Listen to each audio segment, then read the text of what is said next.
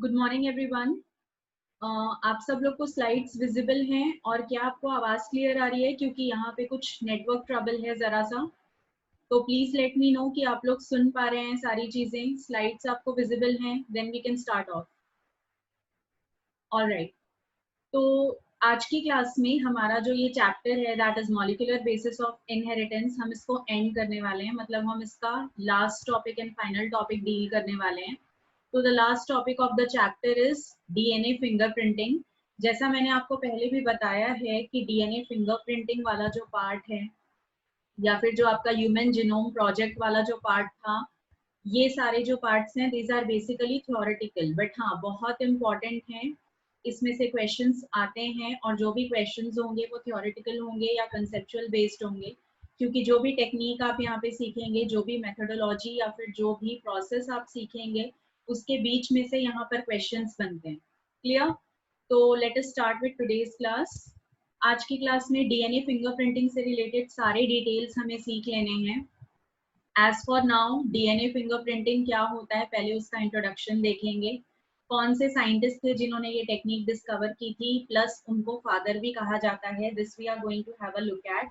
After that हम methodology देखने वाले हैं कि किस किस मेथड को यूज करके हम डीएनए फिंगरप्रिंटिंग कर सकते हैं। मतलब कि इसमें हम सडन ब्लॉटिंग सीखेंगे, इलेक्ट्रोफोरेसिस सीखेंगे।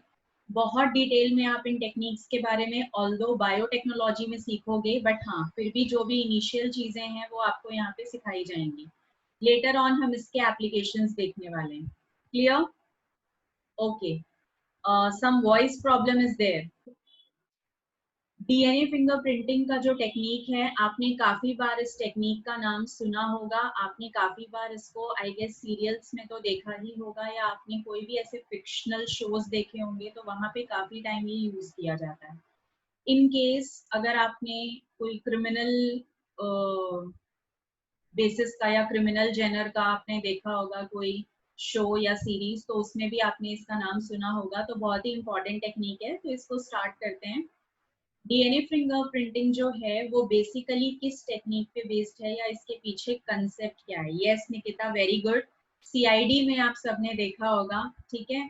और सीआईडी एक ऐसा शो है जो आप देख पा रहे हैं, जो कि मेरे बचपने से लेके आप सबके आने तक चल ही रहा है। तो उसमें काफी बार ये लोगों ने देखा होगा। इनफैक्ट आपने क्राइम पेट्रोल देखा होगा या दूसरे सीरीज देखे होंगे, तो उसमें भी आपने इसका नाम काफी टाइम सुना होगा।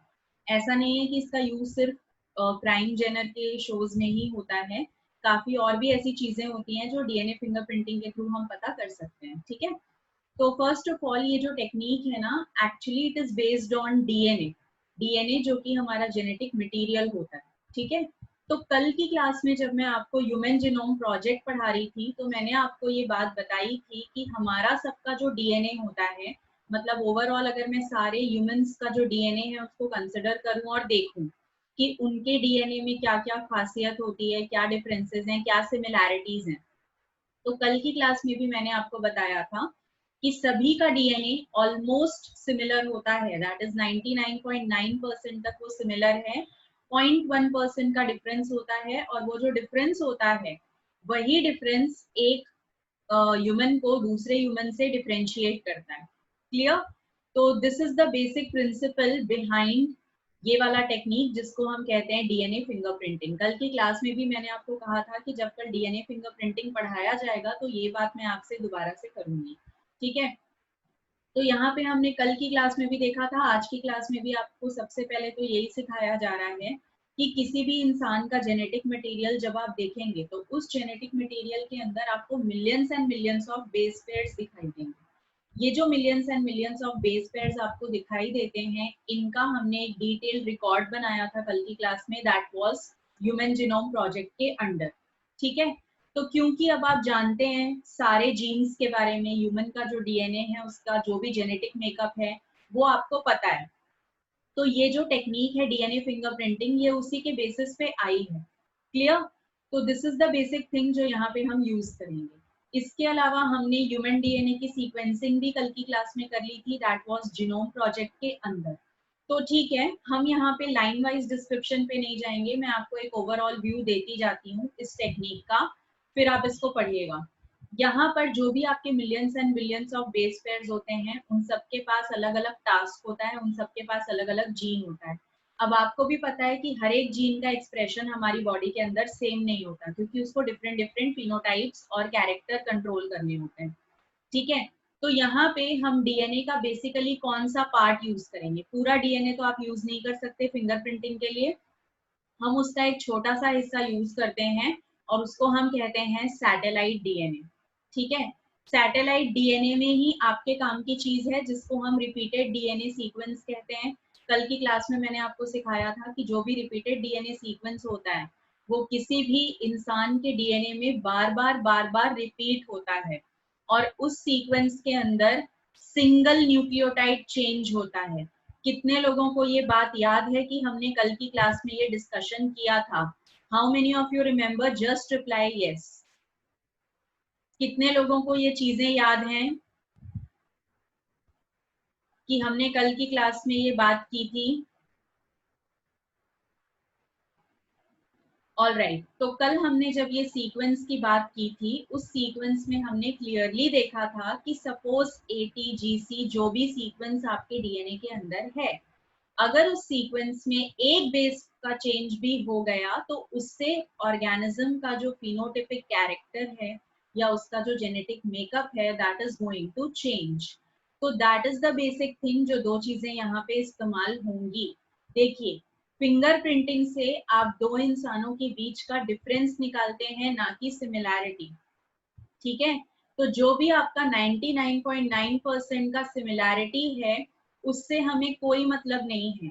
डीएनए फिंगरप्रिंटिंग में आपको सिर्फ उस 0.1% से मतलब है, जहां से एक इंसान दूसरे से डिफरेंट होगा। ठीक है, तो वो जो 0.1% है, उसमें आपको क्या क्या कंसिडर करना है? उसमें आपको कंसिडर करना है सैटेलाइट डीएनए का रिपीटेड सीक्वेंस, उसमें आपको कंसिडर करना है variable number of tandem repeat, उसमें आपको कंसिडर करना है single base pair change. Clear है? अब देखिए, टेक्निक का नाम जरूर है डीएनए फिंगरप्रिंटिंग, लेकिन इसका मतलब ये नहीं है कि हमेशा आपके फिंगरप्रिंट्स को ही जज किया जाएगा। डीएनए को आप दूसरे तरीकों से भी एनालाइज कर सकते हो। अब कौन मुझे बताने वाला है कि डीएनए को और कहाँ से एनालाइज किया जा सकता है? How can we identify DNA, और कहाँ कहाँ से डीएनए की एनालिसिस की जा सकती है? ये भी आप लोगों ने काफी टाइम देखा होगा, सुना होगा कि यहाँ पर डीएनए का जो एनालिसिस है वो ब्लड स्मीयर के थ्रू भी होता है। अगेन, सीआईडी में देखा होगा, दूसरे क्राइम जेनर्स में देखा होगा, तो उसमें, यस, वेरी गुड संग्राम, तो उसमें ये दिखाया जाता है कि हमें वहां पर ब्लड स्मीयर मिला है, किसी के ब्लड की कुछ बूंदे मिली हैं, और उससे भी हम ये टेस्ट कर सकते हैं। इनफैक्ट यस, खुशी इज ऑल्सो राइट, इनफैक्ट खुशी इज करेक्ट। देखिए, अगर आप जनरली डीएनए टेस्ट करवाने जाएंगे या डीएनए चेक करवाने जाएंगे एनालिसिस के लिए, तो सबसे कॉमन जो एरिया होता है जहां से डीएनए आइसोलेट किया जाता है, वो होते हैं बाल, मतलब कि हेयर्स। ठीक है, तो जो भी हेयर सेल्स होते हैं उनसे भी डीएनए एनालिसिस होता है एक कॉमन बेसिस पे। बट अगर दूसरे फॉरेंसिक्स या दूसरे स्पेशलाइजेशन, सपोज कि आपको प्रूफ के तौर पे हेयर नहीं मिला है, ब्लड स्मीयर मिला है, तो वहां से भी हम डीएनए की एनालिसिस कर सकते हैं। क्लियर? तो ये सारी चीजें होती हैं।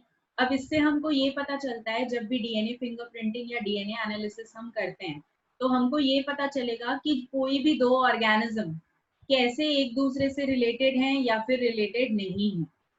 ये चीज भी यहाँ से हमें पता चल जाती है। ठीक है, आपने ये भी देखा होगा कि मैटरनल या पैटर्नल पेरेंट्स को ट्रेस करने के लिए भी डीएनए टेस्ट किया जाता है, वहां पर भी ये यूज होगा। तो ये सब अभी हम एप्लीकेशंस में भी देखेंगे लेटर ऑन। आपको यहाँ जिन चीजों का काम पड़ेगा, उसमें सबसे इम्पोर्टेंट कुछ टर्म्स होंगे, VNTRs, जिनका फुल फॉर्म होता है variable number of tandem repeats. दूसरे होते हैं RFLP, जिनका मतलब होता है रिस्ट्रिक्शन फ्रेगमेंट लेंथ पॉलीमॉर्फिज्म। फिर आपके पास SSR होंगे और RADP होगा। ठीक है, इनका मतलब अभी हम डिस्कस करेंगे। VNTR का नाम मैंने कल भी लिया था, और अभी जो मैंने इसका फुल फॉर्म आपको बताया, variable number of tandem repeats, इससे भी आप समझ गए होंगे कि यहाँ पर वही सीक्वेंस को कंसिडर किया जा रहा है जो सीक्वेंस डीएनए में बार बार रिपीट होता है, जिसको आप सैटेलाइट डीएनए के नाम से जानते हैं। ठीक है, तो VNTR is nothing but that is the repeated sequence जो किसी भी ऑर्गेनिज्म के लिए स्पेसिफिक होता है, उसके डीएनए में बार बार रिपीट होता है। ठीक है, RFLP के बारे में कल HGP में बताया गया था, रिस्ट्रिक्शन फ्रेगमेंट लेंथ पॉलीमॉर्फिज्म। ठीक है, हर इंसान का डीएनए 99.9% तो सेम है। अब अगर आपको 0.1% का डिफरेंस वहां पर निकालना है, तो वो जो 0.1% का डिफरेंस है वो आएगा रिस्ट्रिक्शन फ्रेगमेंट लेंथ पॉलीमॉर्फिज्म के हिसाब से। पॉलीमॉर्फिज्म मतलब मल्टीपल फॉर्म्स। रिस्ट्रिक्टेड क्यों कह रहे हैं हम? क्योंकि वो एक छोटा सा सीक्वेंस है, बाकी का पूरा सीक्वेंस तो सभी के अंदर सेम होता है। ठीक है, तो ये चीजें हम यहाँ पर यूज करेंगे। जो भी ये दो चीजें यहाँ पे आपको डिफरेंसेस बताएंगी, वही आपको बताएगा कि दो ऑर्गेनिज्म आपस में रिलेटेड हैं या फिर दो ऑर्गेनिजम्स आपस में रिलेटेड नहीं है। ठीक है, अब यहाँ पे आप याद रखिए कि जब भी डीएनए फिंगरप्रिंटिंग की जाती है, तो डीएनए के स्ट्रैंड में हम उसका कोडिंग पार्ट ही जज करते हैं। ठीक है, कोडिंग पार्ट का मतलब होता है जिसको आप कहते हो एक्सॉन्स। ये आपको सिखाया गया था जब हमने ट्रांसक्रिप्शन पढ़ा था, तो वहां हमने आरएनए की प्रोसेसिंग देखी थी। प्रोसेसिंग में हमने इंट्रॉन हटाया था जो कि नॉन कोडिंग पार्ट होता है, एक्सॉन्स को ज्वाइन किया था जो कि कोडिंग पार्ट होता है। ध्यान रखिए, जो नॉन कोडिंग पार्ट है वो तो वैसे ही आपके किसी काम का नहीं है, क्योंकि उससे आपको ऑर्गेनिज्म का कोई भी कैरेक्टर पता चलेगा ही नहीं। तो सेम यहाँ पर चीज है कि आप नॉन कोडिंग पार्ट को रेलेवेंट ना माने। रेलेवेंट हमारे लिए क्या होता है? कोडिंग पार्ट, जिसको हम कहते हैं एक्सॉन। क्लियर? अब यहाँ पर आगे क्या प्रोसेस चलती है? आगे आप कंसिडर करेंगे VNTR को, जिसको हम कहते हैं variable number of tandem repeats. ठीक है, इस पर फोकस करिएगा, VNTR पे। अब ये जो VNTR है, अगेन आई एम रिमाइंडिंग कि ये क्या है? रिपीटेड सीक्वेंस है जो किसी भी ऑर्गेनिज्म के डीएनए में बार बार रिपीट होता है। Say for example you have to suppose कि कोई ऑर्गेनिज्म है, उसके डीएनए में सीक्वेंस है AGTC। ठीक है, ये सीक्वेंस है AGTC। अब मैं मान लेती हूँ कि ये जो सीक्वेंस है VNTR का, ये मेरे डीएनए का है। तो मेरे डीएनए को जब भी आप एनालाइज करोगे तो उसमें आपको AGTC काफी बार रिपीटेड मिलेगा। ठीक है, अब इसमें अगर मैंने सिंगल न्यूक्लियोटाइड चेंज कर दिया, सपोज मैंने इसको बना दिया ACTA, ठीक है, सेकंड वाले पे चेंज कर दिया, जी की जगह पर आपके पास सी आ गया है, इसको हम सेम कर लेते हैं। ठीक है, इसको हम सी ही रखेंगे। ये वाली जो लास्ट वाला आपका न्यूक्लियोटाइड सीक्वेंस है, लेट अस मेक इट सी, उसको हम सी ही रखते हैं। तो यहाँ जब इसको आप सी ही रखोगे, तो सी करने पे आपको क्या दिखाई देगा कि पूरा का पूरा बेस पेयर सेम है, लेकिन आपके पास केवल चेंज क्या हुआ है? सेकेंड नंबर वाला बेस पेयर। तो जब ये सेकेंड नंबर वाला सिंगल बेस चेंज हो गया, तो वो किसी दूसरे ऑर्गेनिज्म का हो सकता है, आप में से कोई भी हो सकता है वो। तो हमारा जब जज किया जाएगा, कंपेयर किया जाएगा कि ये दोनों ऑर्गेनिज्म के अंदर क्या चेंज है, तो चेंज मिलेगा सिर्फ और सिर्फ VNTR में, और VNTR में भी चेंज मिलेगा एक बेस में। क्लियर है? और हम एक से दूसरे में डिफर कर जाएंगे, क्योंकि हमारा जेनेटिक मेकअप चेंज हो गया because of change in single base, और उस सिंगल बेस के कारण हमारा VNTR बदल गया। मेरे अंदर रिपीटेड सीक्वेंस कुछ और हो गया, दूसरे ऑर्गेनिज्म के अंदर रिपीटेड सीक्वेंस कुछ और हो गया। ठीक है, VNTR को यहाँ पर एलेक जेफरी जो कि इस टेक्निक के डिस्कवरर हैं, फादर भी इनको माना जाता है, इन्होंने इसको नाम दिया था मिनी सैटेलाइट्स। कि जो VNTR होते हैं, इसको हम कौन से नाम से जानेंगे? इसको हम जानेंगे by the name of mini satellite. Clear? अब यहाँ पे हाइपर वेरिएबल रिपीट्स होती हैं, जो कि हाइपर वेरिएबल कहने का मतलब है जो कि लेंथ में थोड़े लंबे बेसेस होते हैं, बेस सीक्वेंस जरा लंबा होता है, जैसे कि 11 से लेके 60 बेस पेयर का सीक्वेंस ये हो सकता है। तो ये जो सीक्वेंस है, ये हमेशा रिस्ट्रिक्शन साइट्स पे होता है। रिस्ट्रिक्शन साइट कौन से होते हैं? जहां पे रिस्ट्रिक्शन एंडोन्यूक्लियस आके कट लगाती है, ठीक है। तो बेसिकली वहां पे आपको ये सीक्वेंसेस मिलेंगे। तो VNTR के अलावा हाइपर वेरिएबल रिपीट्स को भी जज किया जा सकता है for differentiating one human from the other. Clear? इसके बाद अगर आप देखेंगे तो किसी भी दो इंसान का जो जीनोम होता है वो सेम रिस्ट्रिक्शन एंजाइम से भी काटा जा सकता है, डिफरेंट एंजाइम्स भी यूज हो सकती हैं, डिपेंड करता है कि कौन से एंजाइम यूज किए जाएंगे, ठीक है। अलग अलग तरह के रिस्ट्रिक्शन एंजाइम्स होते हैं, तो ऐसा जरूरी नहीं है कि अगर आपने एक इंसान का डीएनए किसी एक रिस्ट्रिक्शन एंजाइम से कट किया है तो दूसरे का डीएनए भी आप सेम एंजाइम को यूज करके कट करोगे, ठीक है। This is not necessary. इसके अलावा अगर आप यहाँ पे देखें कि RFLP का मतलब क्या है, तो ये मैंने कल आपको HGP में भी बताया था। इसका मतलब है restriction fragment length polymorphism. Clear है? अब इसको हम रिस्ट्रिक्शन एंजाइम से कट करके आइसोलेट नहीं कर सकते। अगर आपको RFLP का सेगमेंट डीएनए से निकालना है तो आपको वहां पे यूज करना पड़ेगा या तो इलेक्ट्रोफोरेसिस या तो सदन ब्लॉटिंग का टेक्निक।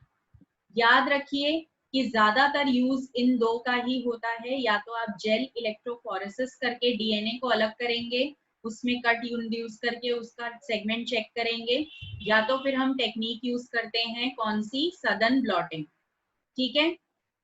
इट्स तो ये सारी चीजें आपको यहाँ पे याद रखनी है। Fine Khushi, no issues.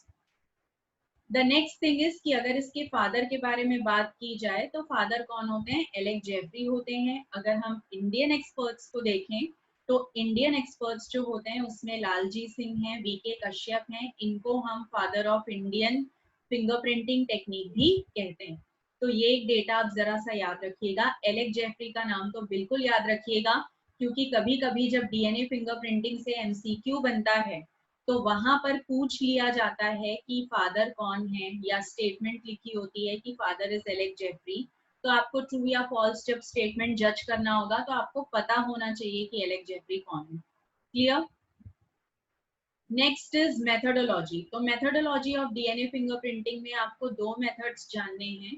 पहला मेथड जो आप जानेंगे दैट इज सदन ब्लॉटिंग, और दूसरा जो मेथड आप जानेंगे वो मेथड होगा जेल इलेक्ट्रोफोरेसिस, ठीक है। सदन ब्लॉटिंग का जो टेक्निक है इसको EM सदन ने डिजाइन किया था 1975 में फॉर सेपरेटिंग सेगमेंट्स या फ्रेगमेंट्स ऑफ डीएनए। तो सबसे पहले आपको इस टेक्निक के लिए करना क्या होता है, ध्यान से सुनिएगा। ये जो टेक्निक है अगर आपको अभी क्लियर ना भी होगी तो आपको बिल्कुल टेंशन लेने की बात नहीं है, ठीक है। मैं आपके लिए एक रिकॉर्डेड लेक्चर बनाने वाली हूँ और उस रिकॉर्डेड लेक्चर में आपके पास DNA replication, DNA transcription, translation, then gene regulation, और इसके अलावा इलेक्ट्रोफोरेसिस एंड सदन ब्लॉटिंग के एनिमेटेड वीडियोस होंगे, जिससे आपको ये मेथड और अच्छे से क्लियर हो जाएगा, ठीक है। तो डू नॉट वरी कि हमें अभी क्लियर नहीं हो रहा है। एक और रीजन मैं आपको बता देती हूँ कि ये टेक्निक हो सकता है कि अभी आपको समझ में ना आए। क्यों नहीं आएगी? क्योंकि अभी तक आपने बायोटेक्नोलॉजी का चैप्टर पढ़ा नहीं है। ये सारी जो टेक्निक्स हैं ये बायोटेक्नोलॉजी में आपको डिटेल में सिखाई जाती हैं। बायोटेक्नोलॉजी में आप समझेंगे कि जब डीएनए कट कर लिया उसमें वेक्टर क्या होता है, rDNA क्या होता है, जो भी आपका डिजायर्ड डीएनए है वो कैसे बनाया जाता है। तो that is the basic thing. तो अगर अभी किसी को ये चीज समझ में नहीं आती है तो डू नॉट पैनिक, ठीक है। अभी ये टेक्निक आपके पास दो बार रिकॉल होगी, एक तो हमारे एनिमेटेड वीडियो वाले लेक्चर से, दूसरी आपको रिकॉल होगी जब आपको बायोटेक्नोलॉजी सिखाया जाएगा, ठीक है। तो आपको ये बहुत अच्छे से क्लियर हो जाएगी। अभी आप एक सुपरफिशियल व्यू देख लीजिए, जितना आप ग्रैप कर पा रहे हैं उतना ग्रैप करिए। अगर आपको डीएनए की सेगमेंट निकालनी है या आपको डीएनए एनालाइज करना है तो ऑब्वियस सी बात है कि सबसे पहले तो आपको डीएनए सेल से बाहर निकालना होगा, and that thing is called as isolating desired DNA, ठीक है।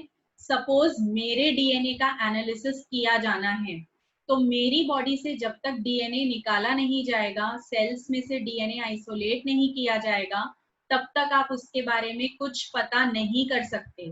तो अगर आपको इलेक्ट्रोफोरेसिस करना है या आपको सडन ब्लॉटिंग करनी है, दोनों ही टेक्निक्स के लिए the first and most important step is isolating the desired DNA. अलग करिए डीएनए को फ्रॉम द सेल। तो ये आप कैसे कर सकते हैं? ये आप कुछ केमिकल या डिटर्जेंट को यूज करके कर सकते हैं, ठीक है, जिससे कि डीएनए के अलावा सेल के जो एक्स्ट्रा मटेरियल्स होते हैं या जो दूसरे वहां पर सब्सटेंसेस होते हैं वो वॉश ऑफ हो जाते हैं, और आपका जो डीएनए है उसको स्क्वीज आउट कर लिया जाता है by applying a large pressure. Clear? अब आप पूछेंगे कि मैम सेल के ऊपर प्रेशर कैसे लगाया जा सकता है?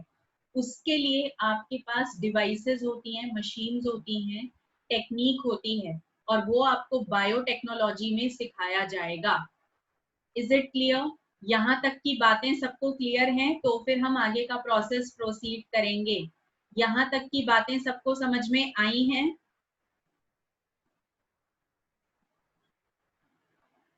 किसी को भी यहाँ तक कोई भी प्रॉब्लम है?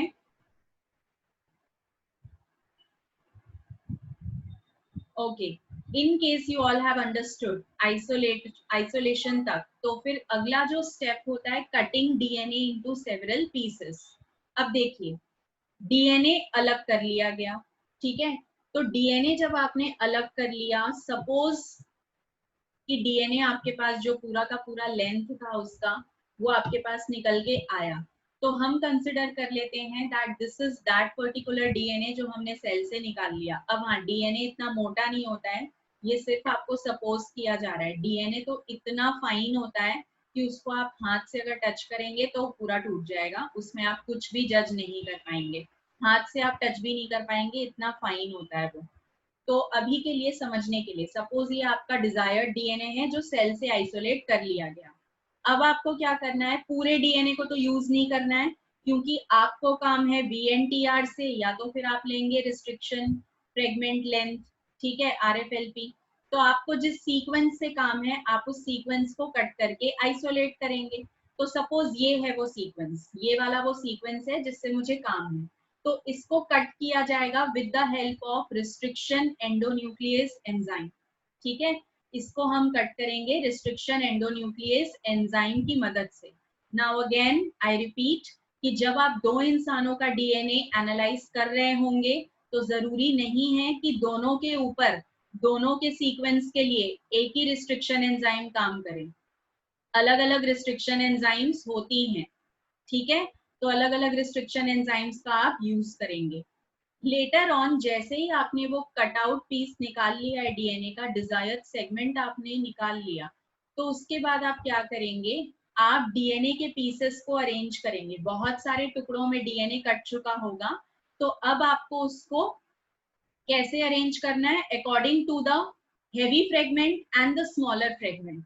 जब डीएनए को काटा होगा रिस्ट्रिक्शन एंडोन्यूक्लियस में, तो मैं आपको बता दूं कि डीएनए के जो कट लगते हैं या डीएनए के जो फ्रेगमेंट्स बनते हैं, वो सारे के सारे फ्रेगमेंट्स सेम लेंथ के नहीं होते हैं। तो कुछ सेगमेंट बड़े होंगे तो ऑब्वियस सी बात है कि उनका मॉलिक्यूलर वेट ज्यादा होता है, कुछ सेगमेंट्स छोटे होते हैं तो उनका मॉलिक्यूलर वेट कम होता है, ठीक है। तो उनको उनके वेट के अकॉर्डिंग या उनके साइज के अकॉर्डिंग जेल इलेक्ट्रोफोरेसिस से हम सेपरेट करते हैं। कौन सी टेक्निक से सेपरेट किया जाएगा? Gel electrophoresis. क्लियर? अब अगर मैं आपको थोड़ा सा बताऊं कि जेल इलेक्ट्रोफोरेसिस कैसे होगा, तो यहाँ पर कुछ इस तरीके की एक ट्रे होती है। उस ट्रे के अंदर आपके पास दो टर्मिनल होते हैं, एक होगा पॉजिटिव टर्मिनल और दूसरा होता है नेगेटिव टर्मिनल। डीएनए के पास कौन सा चार्ज होता है बताइए? डीएनए के पास कौन सा चार्ज है? डीएनए के पास कौन सा चार्ज है, पॉजिटिव या negative? Very good Misbah, very good Divya. DNA के पास जो चार्ज होता है दैट इज नेगेटिव चार्ज, ठीक है। हमने जब डीएनए की बात की थी, या फिर जब आपने बायोमोलिक्यूल पढ़ा होगा, कब पढ़ा होगा बायोमोलिक्यूल? क्लास 11th में। वेरी गुड लोचन। तो वहां भी आपको सिखाया गया होगा कि जो डीएनए होता है उसको हम एसिडिक क्यों मानते हैं, न्यूक्लिक एसिड क्यों कहा जाता है, क्योंकि उसके पास नेगेटिव चार्ज होता है। तो यहाँ पे ऑब्वियस सी बात है कि आप डीएनए को पोर करेंगे पॉजिटिव नेगेटिव टर्मिनल पे, क्योंकि उसका चार्ज क्या होता है, नेगेटिव। तो डीएनए कहाँ मूव करना स्टार्ट करेगा, पॉजिटिव टर्मिनल की तरफ। यस और नो, ये बात सबको समझ में आई है। आपकी टेक्निक का नाम इलेक्ट्रोफोरेसिस है, तो इलेक्ट्रोफोरेसिस से समझ जाइए कि आप चार्ज को यूज करके डीएनए का सेपरेशन करेंगे। यस और नो, ठीक है। तो यहाँ पे आप डीएनए को पोर करेंगे नेगेटिव टर्मिनल पे। अब क्योंकि डीएनए खुद नेगेटिव है तो वो किसकी तरफ मूव करना स्टार्ट करेगा, पॉजिटिव टर्मिनल पे मूव करना स्टार्ट करता है। तो उसकी जो भारी सेगमेंट होती है, मतलब डीएनए का सपोज कोई बड़ा सा सेगमेंट है, तो जो बड़े वाले सेगमेंट है ना, वो यहाँ पास में बैंड बनाएंगे, और जो